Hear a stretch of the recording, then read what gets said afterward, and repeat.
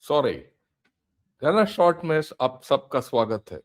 Today we're going to talk of the 2020 clash and how that clash and events thereafter have really validated India's resolve to push China back.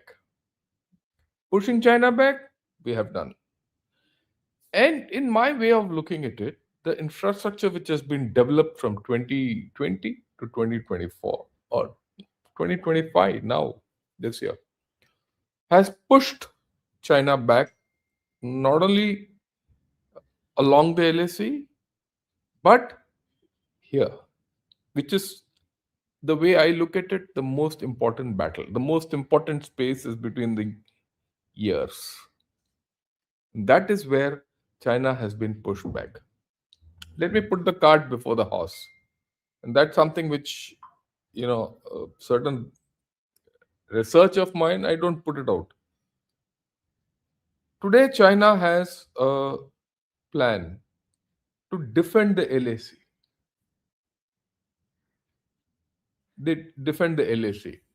What does that plan involve? They talk of a situation where they have to react if Indian forces come within 30 kilometers. They have a plan. The second line is at 100 kilometers, and the third line is at 200 kilometers, varying degrees of reaction. 5, 6, 10 years back, zero. They never thought that way. But today they're thinking that way.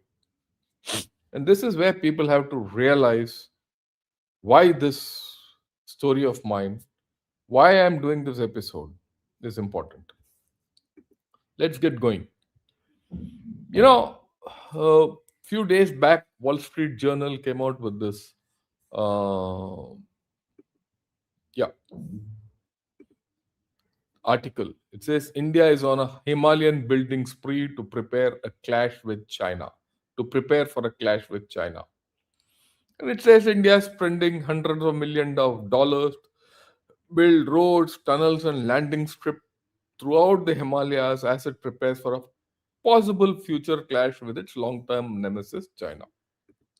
Very good. I have no problem with this. In fact, I think it's a fairly well-researched story analysis. I wouldn't say analysis; it's more of a story. It's a reporting, right? And I'll. But let me tell you, the USA is late into its information campaign at the outset. This is my view, and I'll keep repeating this as we go along. Oh, it makes uh, gives a sense that somewhere in 2020 that we were at a disadvantage. Of course, we were at a disadvantage. There's no doubt about it, and it gives the conveys the feeling that we were probably incapable of responding to the situation, and we were short in responding to this situation. Not that much, but there. But the more important thing is in this article, it focuses on the Zojila tunnel and things like that. And and it talks a lot about others, but it doesn't give you the picture. It doesn't give you the whole picture, which I'll give. Right? I'll give you the whole picture, but that's not today. Today I'm going to talk of something else. But the more interesting thing is, I wouldn't have known about this article, nothing. Maybe I would have read it and ignored it. But this tweet, which was put out by this guy called Maria Nawfal, what I found very irritating and probably it struck a chord in me, it says the 2020 border clash humiliated India. Now they are spending millions of to make sure it never happens again. It presupposes and it conveys to people that we were humiliated. That's not acceptable to me. Simply, I would have ignored it. But the fact is that this fellow's got a huge following and he puts out facts. He puts out facts, a lot of facts. But his analysis is invariably off the mark. But the fact that he's got so much following and so many people are reading. And whether you like it or not, maybe 50% will not look at his analysis, but 50%, even if 50% agree to what he says and say, okay, then we are, the narrative is being spread that we were humiliated. That, so I said, okay, let me put things across. When a narrative is being spread, there's very little one can do about it. Of course, you can ignore it, but you should also come out with your own version and you should say the truth, what happened. Because these guys look at one particular incident and blow it up. What's worse today, again, there's another thing. There's a pattern in this narrative. It's coming out in bits and pieces. It says Chinese butchered Indian soldiers and brutally killed many of them in Galwan near LAC. Many Indian soldiers were killed because India couldn't timely act to give them medical assistance. That's absolute sacrilege. Hundreds were arrested by Chinese too. Now Bollywood has commissioned the Indian government to do a film here.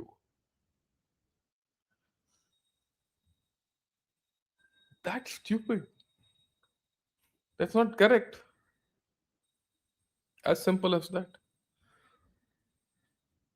And I'm not reacting to incidents. And then, of course, a lot of people have jumped in and all that. So I thought, let me put things in perspective. And what happened then? What are did we get humiliated by China? Or uh, China has been taught a lesson? You don't understand this. And how do you see it over the longer picture? Because a particular incident, when you see, well, yes, Galwan, we got surprised, we got hit, fine. The thing is, we admitted to 20 casualties, they admitted only to 4 casualties. That's also fine. That, which gives an indication to everyone that they won. The numbers came. Same thing like the planes of Pakistan. So that, have we lost the information campaign? Probably, because that's not our strong suit. But what is the fact? On in every test match, you don't know how good the wicket is, how good the team is, till both sides have played, or till all 4 innings have played.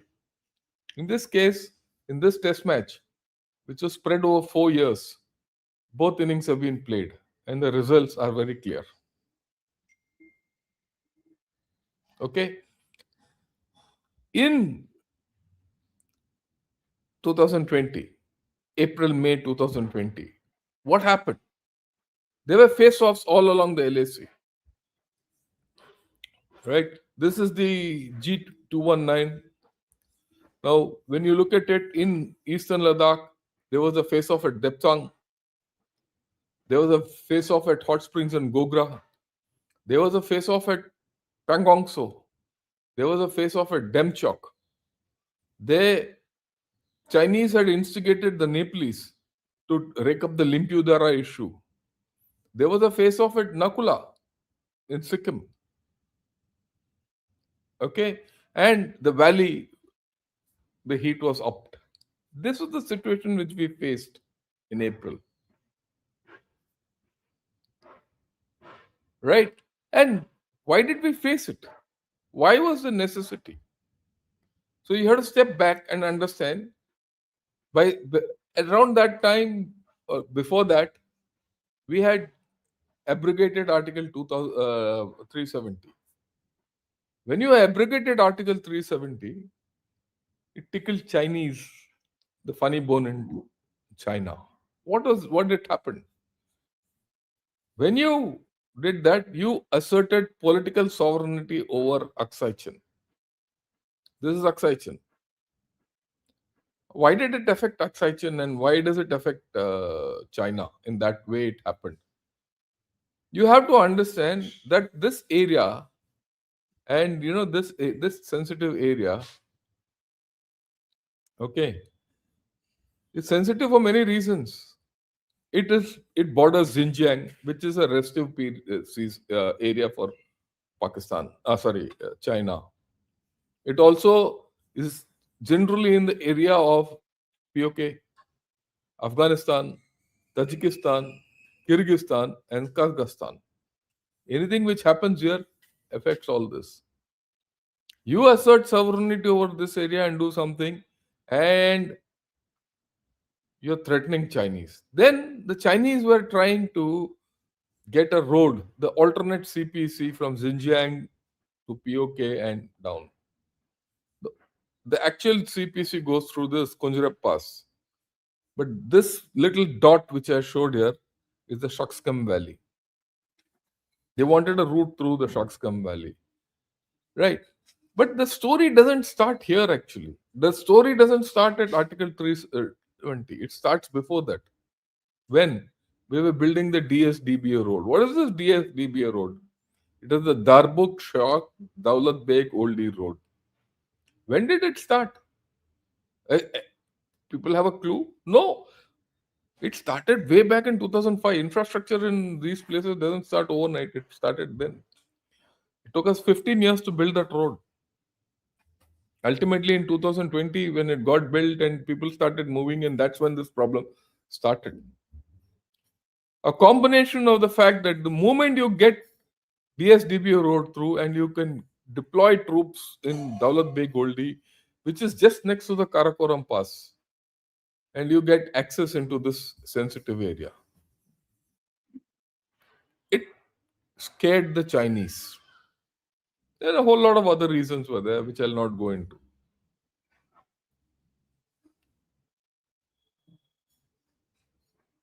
We look at it a little closer. This is, of course, the whole area. This is the Karakoram Pass. This is the Siachen Glacier. Okay, when you look at it, this is Aksai Chin. This is Chushul, Tashigang, Demchok, and this is the road G219, which goes through Aksai Chin. When you abrogated Article 320, all this came into question for them. And then, sorry, yeah, you built this road. You built this road from Tangze to DBO, that's a DSDBA road, which was so close to where they were hanging around. Earlier, that was not there. Today, it is there. It's there now. It's there. It's there for keeps. And that's how they reacted. Where did they react? Let's look at it.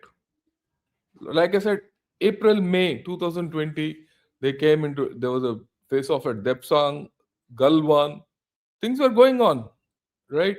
And north bank of Pangong, so, and in this Changchenmo range, this is the Changchenmo range, in a place called Gogra. Now, let me explain this to you, this map, so that you know this map I'll keep getting back. Uh, okay, this is the area of Aksai Chin and all that. This is the look at it. To get the orientation, see this is Aksai Chin. Okay, this is the G219 highway, which goes through Aksai Chin and goes near the Demchok area, just opposite Demchok. Now look at the rivers. You see, this is the Shok River. The Shok River starts somewhere behind DBO, comes south, then swings and goes northwest and goes in like this. Then you have the Nubra, which comes down from the Siachen Glacier. This is the area of the Siachen Glacier. Comes down like this, joins the Shok and goes up. And this it ultimately goes into the Indus. Then the Indus itself, the Indus comes, gets into India. This is the border.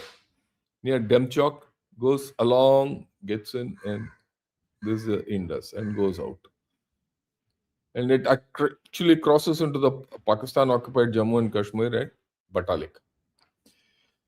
Now, Between these rivers, after all, these rivers are the mountain ranges. What are the important mountain ranges? The Shyok River is between the Sasarla range, and the Changchenmo Mountains or the Changchenmo range. The Indus is between the Kailash range and the Ladakh range, or rather south. It runs south of both. The Nubra River and the Shyok then flow between the Sasarla range and the Ladakh range. It's like that. That's the way that it is. And where were the Chinese who had come in? They had come into Depsang, they had come into Galwan, they had come to Hot Springs, they had come to Pangong. So that's it. This map I'll get back later. Okay. And of course, the DSDBO road. You have to understand the DSDBO road starts here and goes like this. Yeah. This is the DSDBO road. And this goes just next to Galwan. And it's the feeder to Hot Springs and all that. So they got scared. They got worried. Okay. Till then, the action was in the north, in place called SSN, subsector north. There was no action here along the Kailash range.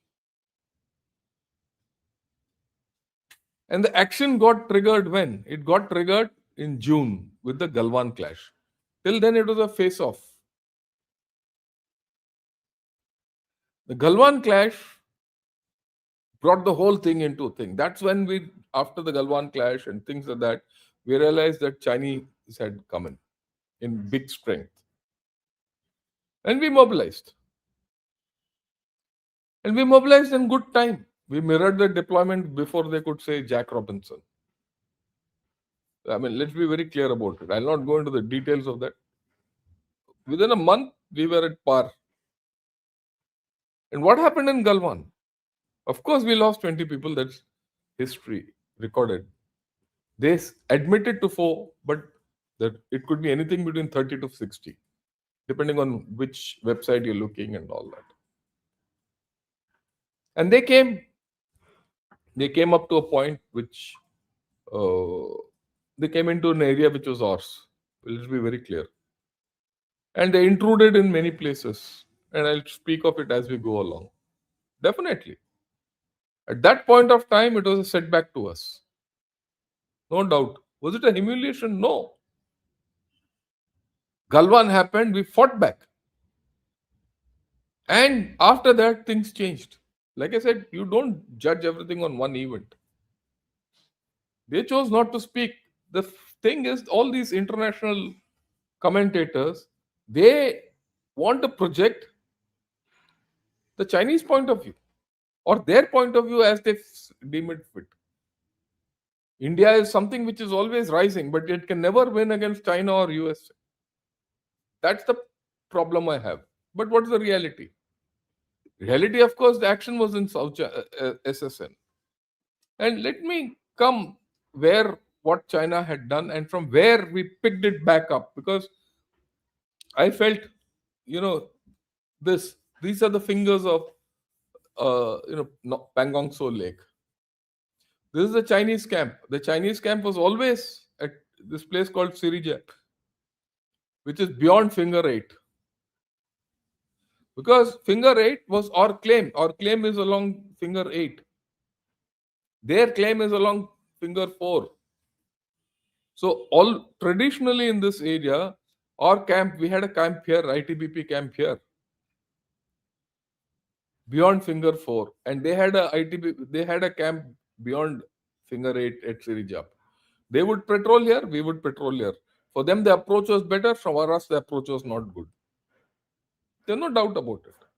But in the period between April, May, June 2020, around the time the Galwan clash happened, they had occupied finger 4 soon after that. And they built bunkers there. Not only they built bunkers at finger 5. Look at it. This is 12th June. This is an old picture I've fished out. They put a map of China on ground here in Finger 5. What did they do? They said they claimed sovereignty here, that this is Chinese territory, and they beamed it all over. This is Chinese territory, we are not going to give it up. Virtually, they'd stake their claim. Galwan, they were at the bend of the river Galwan, which they should not have been there. Again, there's a patrolling limit. There's a limit from where you can up to you can patrol.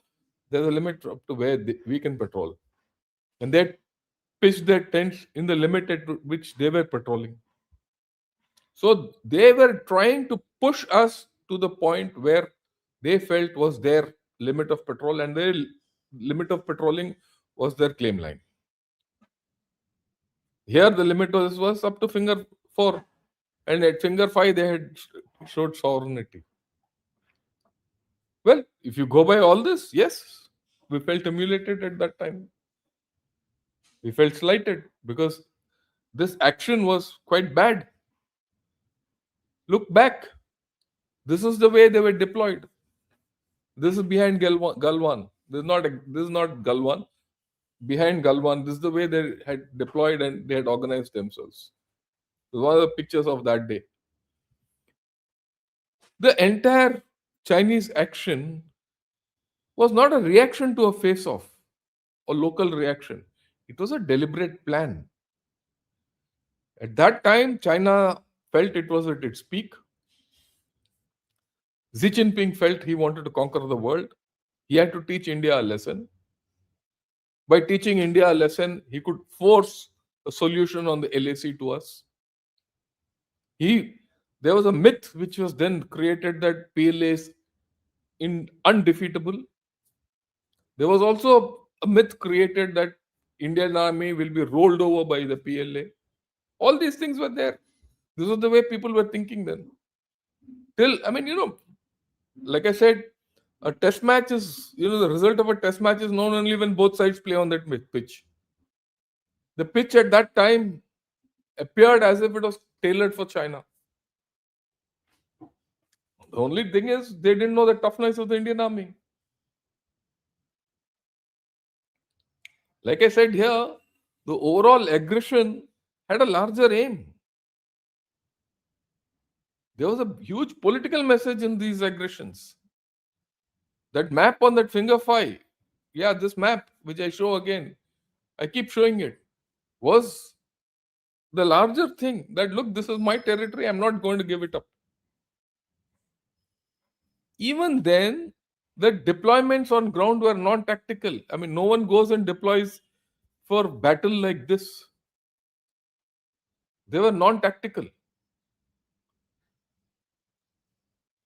The way I looked at it then, I looked at my analysis. Look, this is a slide I picked up back from that time and I'm showing you. Is that this was belligerent war avoidance. They were not prepared to go for war because they didn't know how to fight. And they did not want to get involved in the fight with India. They were calibrating it politically. That show aggression, get the mental edge, ensure that India backs off. If India backs off, they're world leaders. Please understand. This is the thinking. Then if India is cowed down, then they start looking at Taiwan more seriously. Then they get time for Taiwan to do it thing. You remember that 6 wars theory, which China must fight, all that. So there was a big hype about China, and that hype was being magnified by USA and the West. So anything which happened in this area was humiliating to India. It was portrayed that India is weak, we can't do anything. To the extent, a lot of people in our political establishment felt that India was weak. I'm being very honest about it. I've interacted with people.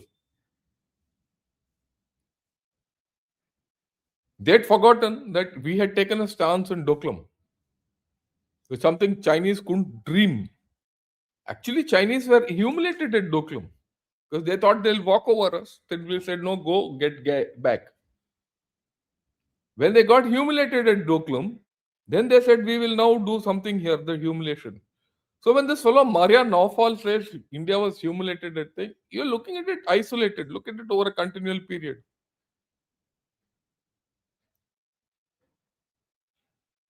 Things changed. And I think China humiliated itself in the overall bargain. Hindi में बोलते हैं ना बांडा फोड़ गया, वो बांडा China का बांडा फोड़ गया उस वक्त. And I explain how. Now like I said, the whole story till August that year was being played in SSN, subsector north, north of Pangong Tso. There was a face-off on the north bank of Pangong Tso, in a place called Gogra and Hot Springs, which is here on the Changchenmo range, then Galwan and Depsang. The only alternate was there was a face-off in Demchok also. Then nothing south. And nothing in between. They were sitting pretty on Kailash range. In Chushul, which is here, this area, this the Moldo gap, tanks were face to face on that day. And then something else happened. We did Operational Snow Leopard in August. What did we do? We occupied the Kailash range. And we also occupied the heights atop Finger 5 and 4. Let me show it here like this. Look at it. This is the Pangong Tso. This is the north bank. This is the south bank. The Chinese were here up to Finger 4 in north bank. And this is the Moldo garrison. We occupied the heights here. We occupied the heights here. We occupied the heights here. The moment we occupied these heights in Kailash range, their game was up. Maneuver. The Chinese could not maneuver. They had no way to maneuver out of this. And we had observations. If a fight started that day, I can assure you it would have been a massacre of Chinese. They realized it. You think the Chinese will go back that easily? And they were internally humiliated. Remember, for us it was also clear that in Galwan they had anything between 40 to 50 people or more have died. And depends on which thing you see, it's there. Officially they said 4, but we knew. The humiliation was complete of Chinese here.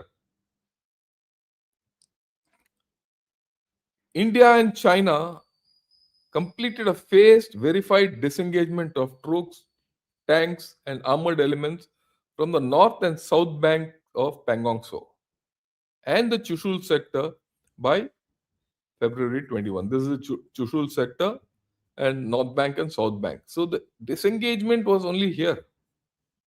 Changchenmo, Depsang, they're still on. The face-off was on. Okay. What happened after that? When this disengagement took place, the Chinese walked back. They broke their own bunkers. This is very significant. I'm fishing pictures of that time and getting them here to show to all of you.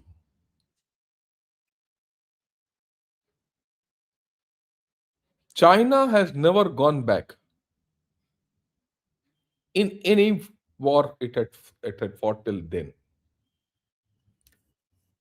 Either in Korea or against India in 1962, Vietnam, South China Sea, Hong Kong.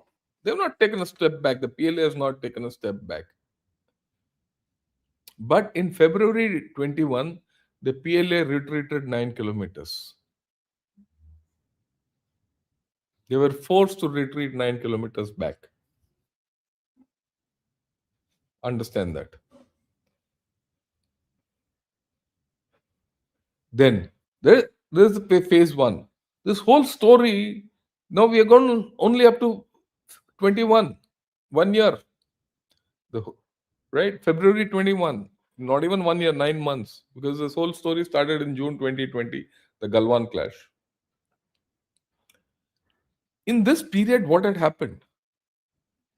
People say our infrastructure was not good enough as much as Chinese. I agree with them. It was not as good.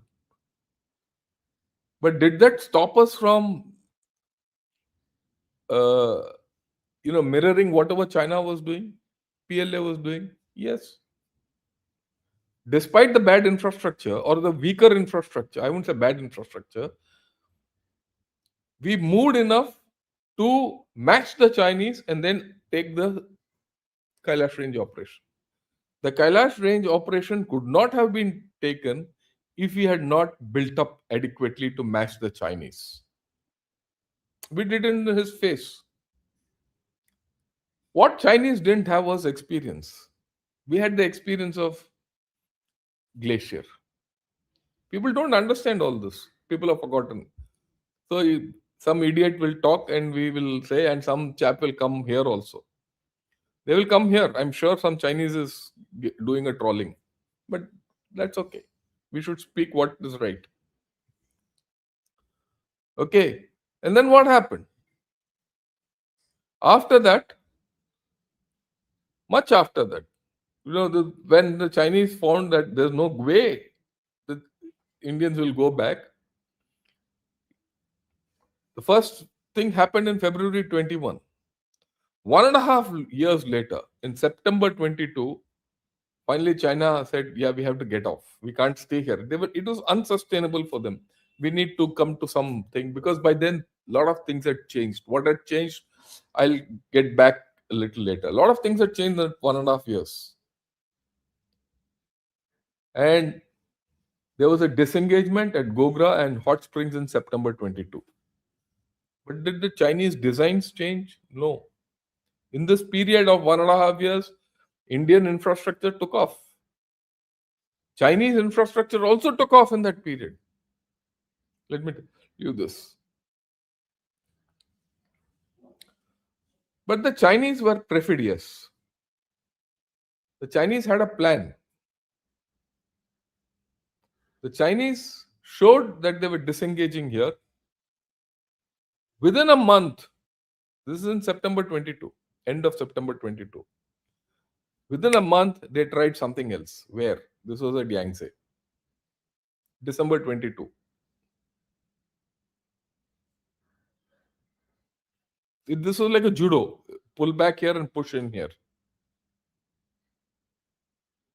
So the Yangtze incident happened. And I've described this business of Yangtze incident to all of you when I did this travelogue into Arunachal Pradesh. But let me recount. What happened in Yangtze? Okay. This is a map by Nature Desai. Thanks to him, he's made a nice map.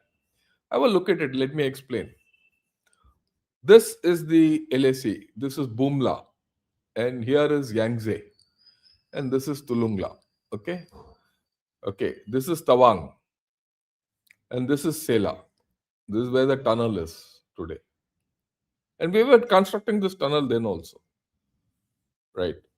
So the LAC comes down like this, down like this, down like this, and down like this. Yangtze is a place. Yangtze is a place. It gives you observation into this area, which is in this cone. Anyone who occupies Yangtze gets an observation into this area. If the Chinese occupied Yangtze, they would get. If this is seen, right, then our induction into this area would be at a problem. The Chinese wanted that area. But you go back in time when the Wangdong incident happened or the Sumdrongchu incident happened in 87, right? We had occupied all the heights along the LAC and we were occupying Yangtze at that time in December 22. Now, before that, these chaps built a road up. Okay, they built a road up from the Bumla area and they wanted to get into Yangtze. On this side of Yangtze is the holy waterfall. Okay, It's called the Holy Chumio Gyatse waterfall. They wanted to come here for praying, as they claimed. If they were allowed to come here, and even now that's their thing that they want to come here. If they are allowed to come here, that means you have to get back. The moment you get back, they can see right up to Sela, which we have not allowed. So what did they try? They tried to rush the area in December 22. Just after they went back from Gogra, they tried to rush this area, assault this area, and capture it. Okay? Now, this is the way you look at things. This is Bumla. You look at it from the other side. This is where they could have clashed. This is Yangtze sector. Okay. Now, this was the peak which they were actually trying to get hold of, because from this peak, if you get, you can see Sela. You can see this road, everything. And this part you could see. And there's a new Sikyong there. They built a village, part of the Siakong plan. But when they rushed us here, we gave them a tight slap. We defeated them. Now, no one knows how many people there died, but a lot of people went back with broken bones. It's recorded. And after that, the Chinese have not wagged their tail on the LAC. The ultimate humiliation for Chinese was here. So, over a 4-year period, you see that the Chinese tried what they tried at Galwan, which has been blown up. But after that, we did this, we stabilized the situation, we pushed them back in Kailash range, and then hot springs and this thing was done. And this is 2 years, that is April, May 2020 to December 22. So what happened next? Of course, this is their Siakong village opposite Yangtze. No one stays there except the PLA. This is not a village for people to stay. This is more of a storage area for keeping their military supplies. It's a base from where they can launch an offensive. We know that. अभी तक तो सब पता है हमें. Now you go back into this area. Go back into this area. Right? Same SSN. They're still at Dapsang. They continued from September 22. Continued. They didn't let go. And our strength started building up. We wouldn't disengage. Our infrastructure started moving up. And that is when they realized they can't hang on there. And in this 4-year period, there's a change in China's fortunes. China is no more the great power everyone thought. There were cracks coming up. Their economy was falling. Their PLA generals were being sacked. The sacking of PLA generals didn't start last year. It started 4 years back. And I've done enough videos on that. The troop morale was low. We came to know a lot of it, that their troop morale was low. And China's position in the international affairs was not very great. So then comes Kazan, 2024, November 2024. In Kazan, they finally relented and went back. They said, no, we'll disengage at Debsang. Because till then, the Debsang face-off was on. They wouldn't get off the Y junction. And this was reported by, right, Damien Simon in Deftra. There's a photograph which he's annotated and shown. Let me explain this further. This is a place where the face-off was there till October 2024, till the Kazan meet. After the Kazan meet, they went back here, here, and here. And this was the starting point from where they started the 2020 offensive. They were here. And today we patrol this area. Of course, a new dynamic has started called the buffer zone, where they also come and patrol, and we also go and patrol that area in between, here. The area from here to here, no one is there.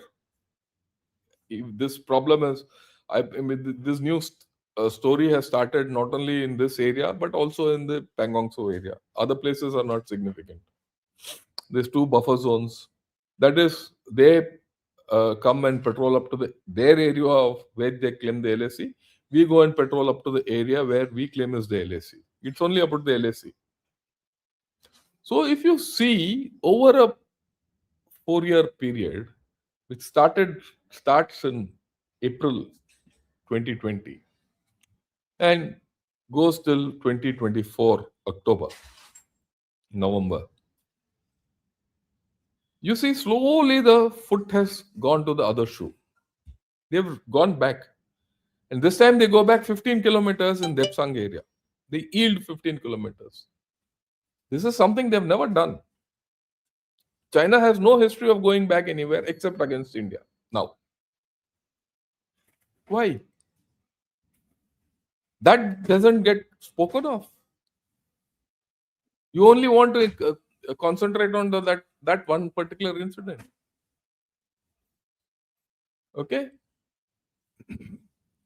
So I can see a lot of guys talking. Okay? Same story was repeated in Op Sindoor. Please see the narratives. The narrative of what has happened along the LAC. Even now, people think we are weak, but unfortunately, the Chinese don't think so. The Chinese know the truth, huh? And I'm going to talk of that in my next episode, because if I talk now, it will take me a long time to explain what the whole story is all about, right? And why we are strong. Let me show you this slide. This slide is a slide by General Rajiv Narayanan, not my slide. This is what he wrote in one of the episodes which we did together. At that time, this is again 2024. No, sorry. Yeah, early 2024. Part of the declining China story. The slow collapse of China. I think that's a concluding slide he'd given then. At that time, they said a declining China presents Bharat with a once in a lifetime opportunity. Don't miss it. We've got this opportunity.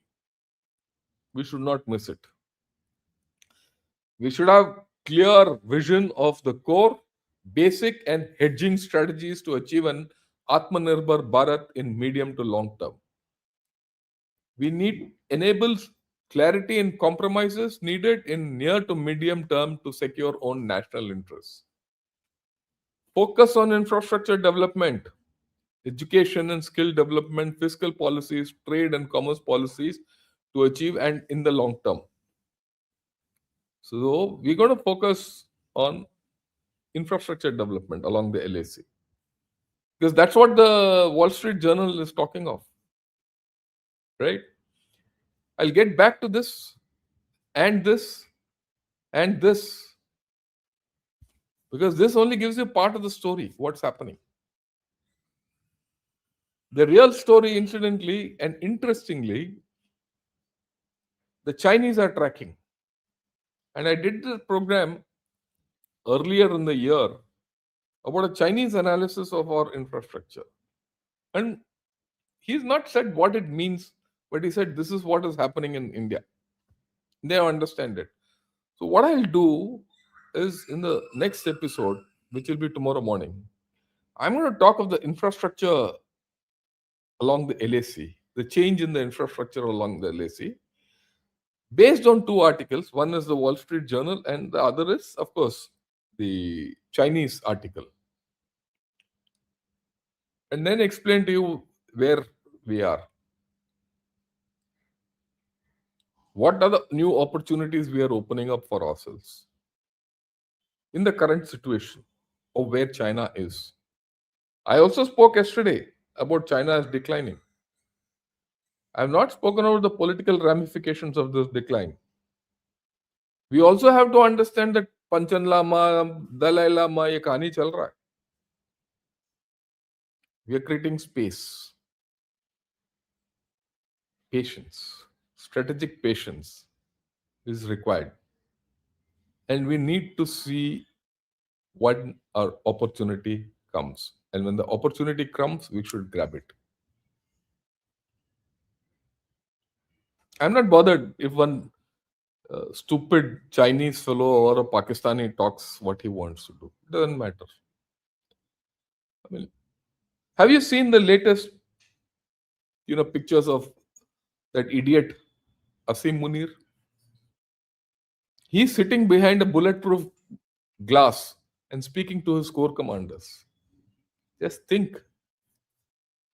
He goes around telling the whole world that India has been beaten by Pakistan. Okay? And he cannot sit in front of his own corps commanders freely. He has to sit behind a bulletproof glass. Why? He's scared that his one of his corps commanders might kill him. Yeah, hai victory. And look at our prime minister. Wherever he goes, he interacts with people, crowd, children, everything. No one is not scared of anything. Wo hai victory. Have you seen Xi Jinping meeting people?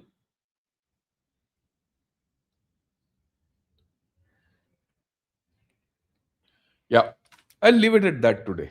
We'll talk tomorrow about infrastructure along the LAC.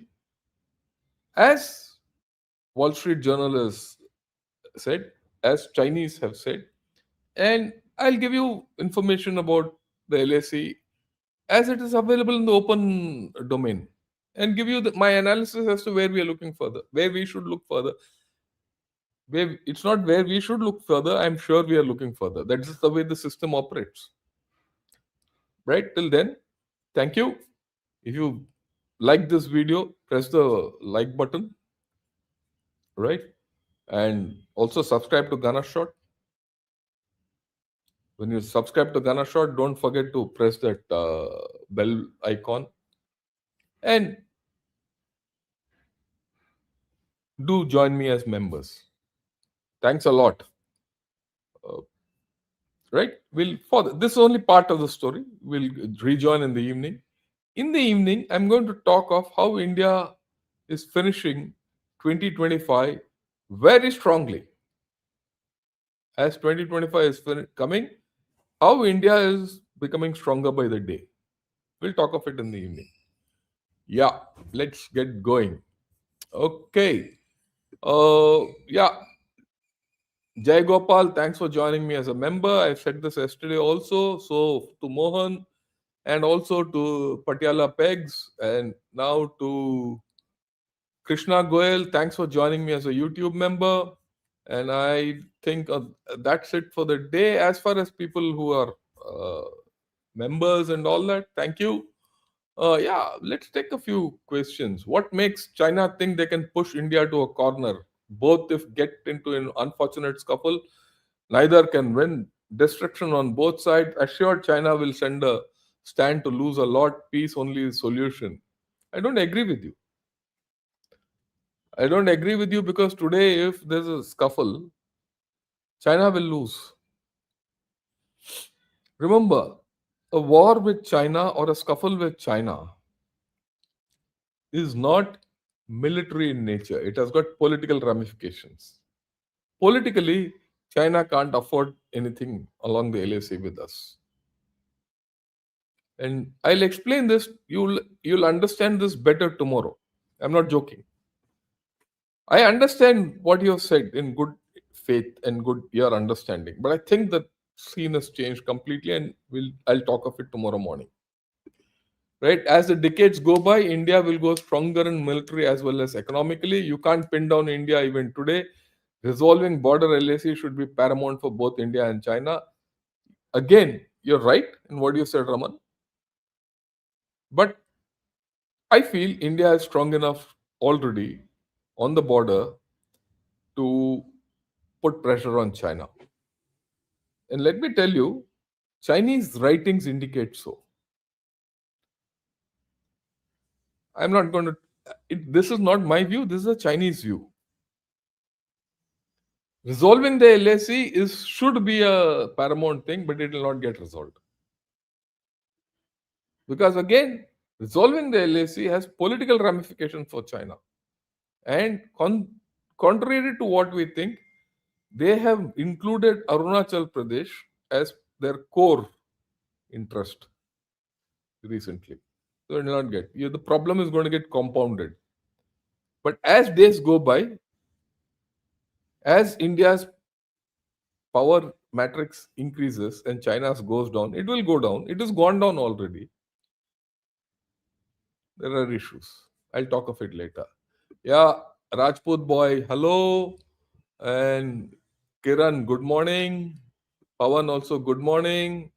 Ladybird Haru, good morning. Praval, Jai Hind. Hmm. Yeah, he says, I would not call it a India resolve. Present dispensation took a lead to change. Institutional strength needs import.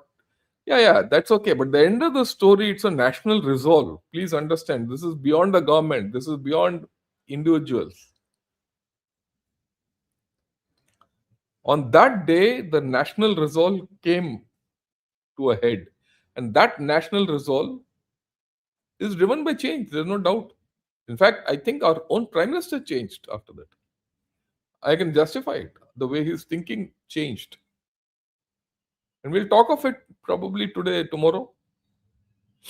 The change, what triggered that change? The trigger was Galwan and Kailash operations. The faith of the nation and the outlook of the nation and the resolve of the nation changed.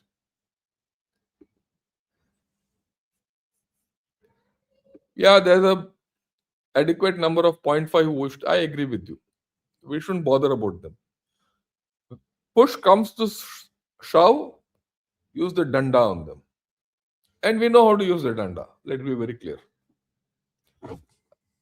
On that, I have no doubt left. And let me also tell you, the army is insulated from all this. Let me tell you, it's not only the army, there are many more. I said this some time back, but I'm repeating it. I once met a militant leader, insurgent leader, militant leader. He was a feared guy. Once the JS, the Joint Secretary Northeast, and we were in a meeting and we were talking, discussing with each group. This was the group which the Assam government was fearing. I'm not joking. They were fearing, and the central government also was apprehensive to talk. They didn't know what to talk. So I started talking, and the way I treated that fellow, that militant leader who came, he was on the back foot. And then I told him, "You come and meet me in my office in half long." All this talk was happening in Guwahati. I said, "You come and meet me in my office in half long. I'll talk to you there. We will talk to you in your gard." He was also based in half long. I said, "We'll talk there." And the meeting ended. Then the JS Northeast came to me and said, "Sir, I've never seen anyone speak to this fellow this way." Okay. Much later, he came to me. A month later, he came to me. We had a cup of coffee. Nice talk. Yeah, wo. And I asked him, I said, "Why are you doing all this nonsense? Why can't you lead a normal life?" He gave me a roundabout thing, everything. He said, "Sir, let me tell you something from my heart." He says, "Tomorrow, if there's a war with either Bangladesh or China, because sitting there in Haflong, you can only think these are the two things. We will support the Indian army.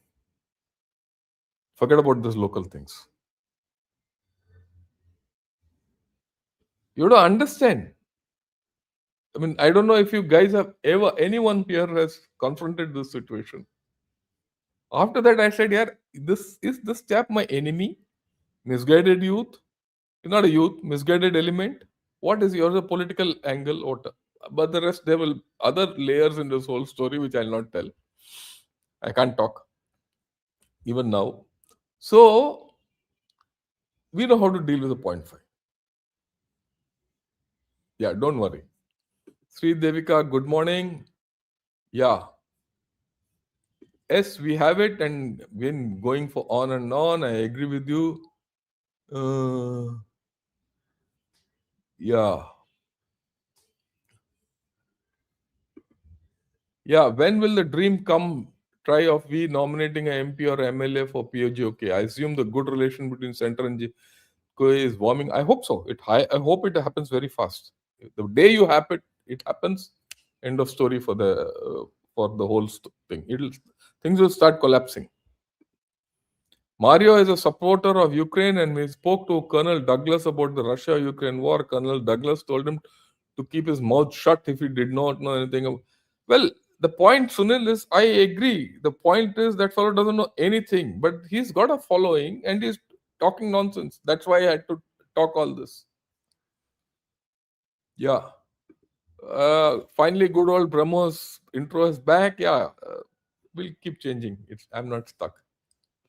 I also why back to Brahmos? Yeah, we've got both, no? So we'll use both.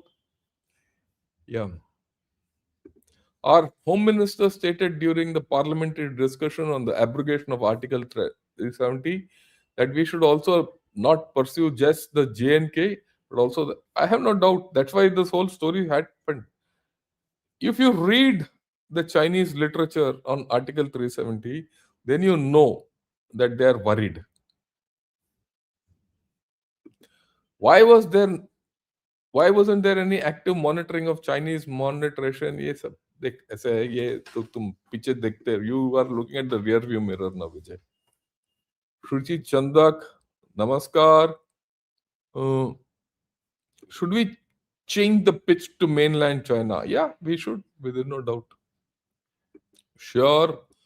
Um, yeah, we have many in Indian media and politicians who are on Chinese payroll and will declare China as the winner even before a bullet was shot. This country has the most traitors for. You may be right. I agree with you. Yeah, when Pawan says, ha ha ha, I agree with you. Good morning. Thanks a lot, HD. Could you throw some light on negotiations during de escalation? I remember Rajiv once said pullback is based on time and not distance. Since he has good friends, why would he accept? Yeah, I agree with him. Maybe I'll do it tomorrow. I'll explain this to you tomorrow because we are going to discuss the infrastructure. What has infrastructure done to us? What has infrastructure done to us? It has compressed time. Time is what today the time to the LAC for India is much faster than the time of Chinese, and I'll explain tomorrow. Mm.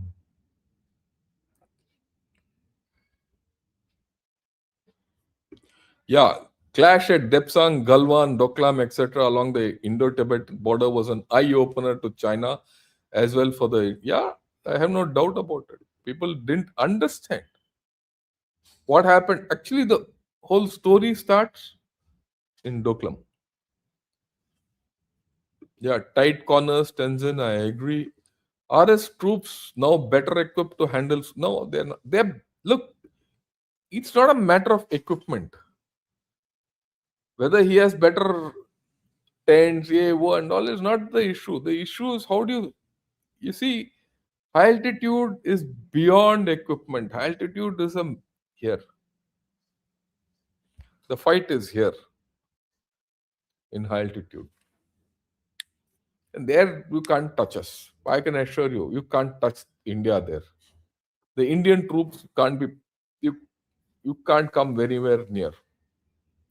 The guys who can really come near us, anywhere near us, are the Pakis.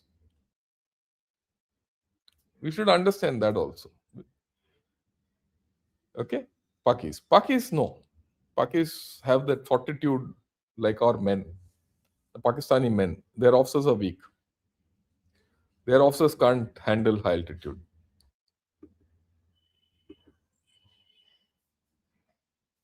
Yeah. Proud of our military.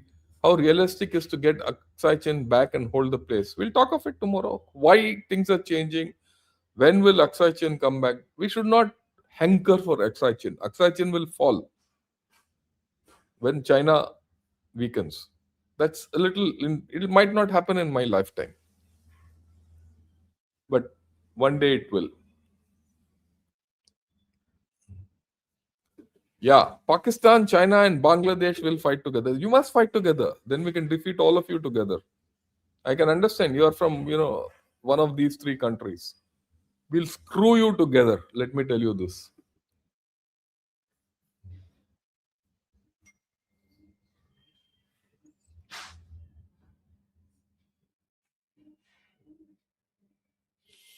Why should we compare China with China on border infrastructure? They developed it 30 years back when our. Yeah, that's a good question. But where the situation is today, whether they developed that infrastructure 30 years back or not is not the issue. Whether we have now developed it or there is not the issue. The issue is the conflict is on the LAC. How do we handle it? Yeah, like and subscribe, guys. Thanks a lot. I go with him. Right. India also has to face the communists in India who are sympathizers, traitor. I agree with you. I completely agree with you. Do you think even in Doklam or Galwal our communication was bad? No, it was not bad. If it was bad, we wouldn't have done what we did. Please remember when Galwan happened, DSDBO road was open. It was not. It had finished. Look, you must understand the DSDBO road, the start point. It started in 2005. It's not an overnight thing. Okay, it's not. It's a fallacy to think that the DSDBO road started at that time. By the time 2020 happened, that road was open.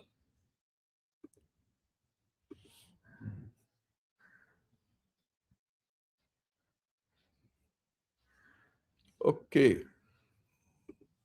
Yeah, brilliant presentation as usual with proper maps. Thank you for educating the world, particularly Indians. Ashwal and everyone who's with, please give it to all your friends. Please, I'm revisiting all this, and after 4 years, because some of these maps I made when I didn't even have a YouTube channel, and I used to go with, that Diff Talks with that Adi Achint guy and with P Gurus. They used to call me and say, "Can you explain this?" I never had. I mean, no, that's how. And I used to do it to people in IIT. I spoke once. I spoke to people of the Madras Cricket Club. Then I spoke to ladies. Then I spoke to RSS people in here. They said, "Please speak." And that was also the time when mm, the virus was fully on, and we were under. I didn't know anything about YouTube. I was not interested, but I was.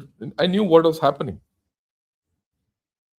So we were all under quarantine those days, and all that isolation. And I used to speak on in various forum. I've dug all those out, and now I'm putting it across in retrospect, so that our history is right, our understanding is right, and internationally people know what happened.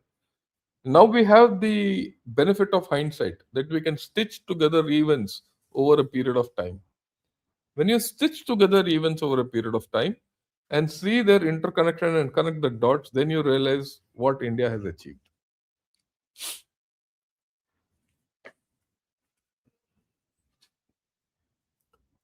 Yeah, you're doing great work. God bless you with great health till last moment. Yeah, I agree with you. That's what I also hope.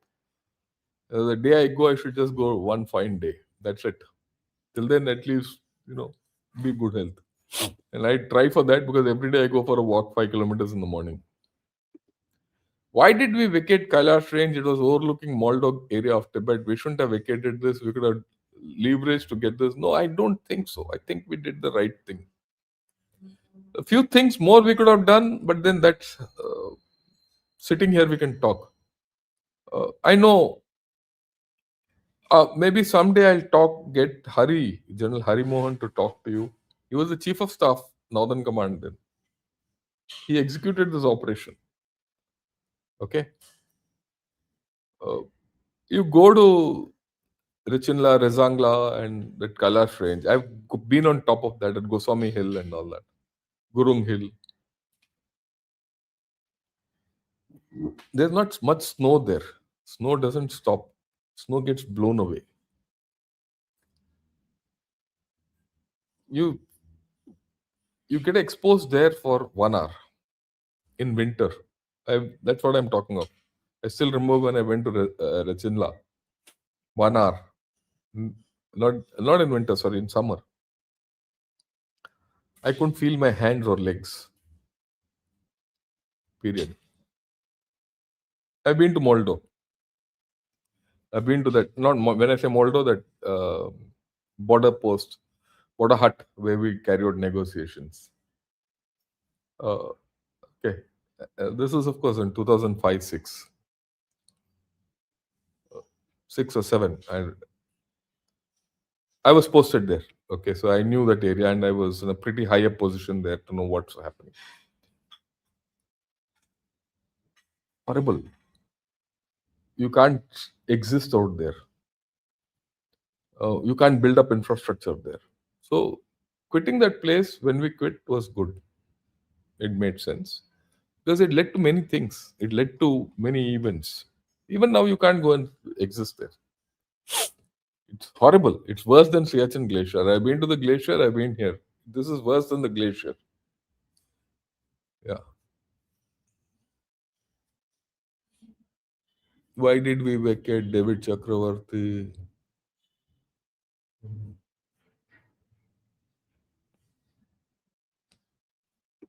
The CCP will never win a war against armies like India. They'll lose. That's it. They'll very losers. Yeah. Why WSJ article? Two authors are Chinese. One is Akash Hussain. वो भी पाकिस्तानी होगा. My request, Satyam, is I don't know their Twitter shitter and all. Since you see read that article, ये वो flag this, post this article to them, video. Let them see, let them understand. I will also try and do that. Yeah,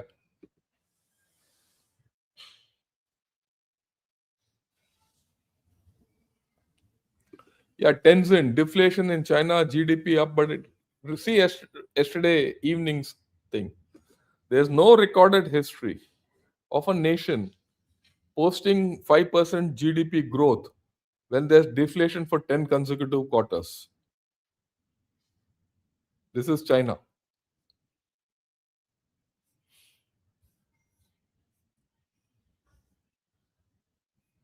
Strategic patience and ambiguity are the need of the hour. I agree with you. Focus on growth leading to building capabilities and capacities and thus achieve deterrence. Yeah, I agree with you. Gautam, Jai Hind, thanks a lot. Patiala Peg, morning, caught an illegal immigrant last night using a rat trap. Well done. Excellent. Congratulations. How we augment our navy so that we can have, yeah, we'll talk of that later, don't worry.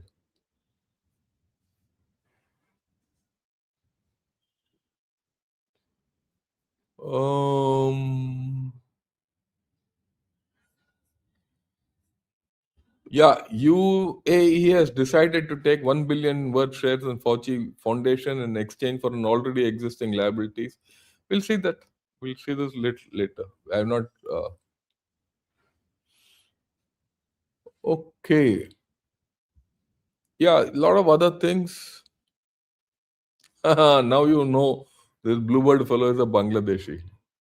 Bangladesh army is the most formidable army in this component. ठीक है, रख लेना अपने पास. Yeah, Krish Kataria, good morning. Thanks a lot. Um, is it not true that one child policy has made China PLA scared to die? Yeah, I agree with you. Okay, let me see. Malika, good morning. Thanks a lot. Right? More we know about China, less we know. Every episode of yours on China validates that. I agree with you completely. Yeah. Rahul Garpure, thanks a lot for joining in. Hmm. Karthik, Chinese is responsible. Yeah, I agree. They don't look. They also know all this.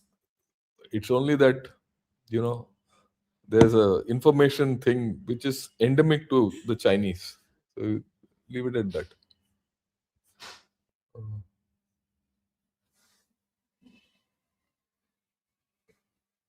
What happened to the Sonam Wangchuk guy? Are the Ladakis? Sonam Wangchuk got turned somewhere. I met Sonam Wangchuk long back. I'm talking of again 2005-6 when I was posted in Ladakh. He was a good guy then, full of beans and ideals. I don't know what happened to him now. Yeah. Okay. Fine. Yeah. I think that's the end for the day. We'll join in the evening. We'll talk about India. We'll talk about India, how it's finishing 2025 and how strong it is finishing 2025. And as 2025 finishes, we'll see where India is going to go ahead in 2026. What's happening on 2026? That will be on 1st Jan. We'll talk. But today evening, how India is finishing 2025 strong.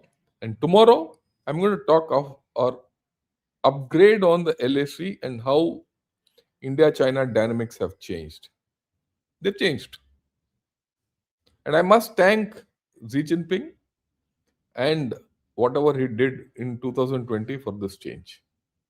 It's a self inflicted goal. Okay. Self scored goal. Thank you. Right. With this, have a great day. Enjoy yourself and Jai Hind to all of you.